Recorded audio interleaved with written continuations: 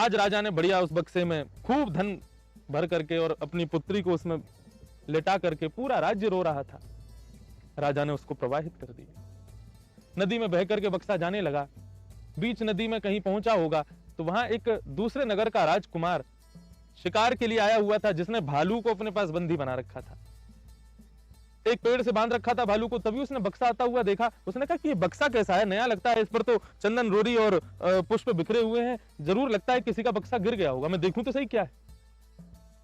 राजकुमार ने जैसे ही बक्सा खोला तो उसमें तो धन, सोना, चांदी, हीरे जवाहरात, और उन सब के मध्य में नन्ही सी एक बालिका लेटी हुई थी। राजकुमार के कोई बहन नहीं थी। उसने उस बालिका को ही अपने बहन के रूप में स्वीकार कर लिया।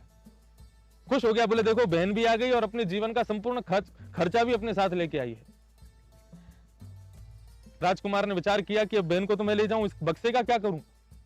तभी उसने देखा कि भालू बंधा हुआ है, तो बंधे हुए भालू को वहां से खोल करके बक्से में बैठा दिया और बक्से को पुनः नदी में प्रवाहित कर दिया। आगे उस ब्राह्मण पुरोहित के घर वाले सब खड़े हुए थे कि भाई जैसे ही बक्सा आवेगा उसको हम घर ले जाएंगे, पिताजी की आज्ञा है।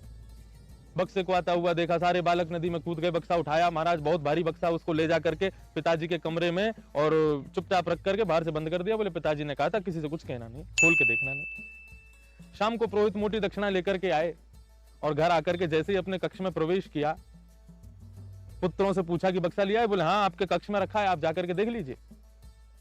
एकांत में बैठ करके बिल्कुल अपना कमरा पूरा बंद करके जैसे ही बक्सा खोला, उसमें धन तो था नहीं, उसमें था भालू। भालू ने प्रहार किया, उस लोभी व्यक्ति के नेत्रों को नोच लिया। बंधुओं, यही इस संपूर्ण कथा का सार है। हमारे जीवन में पाप का सबसे बड़ा कारण यदि कोई है तो वो है लोभ।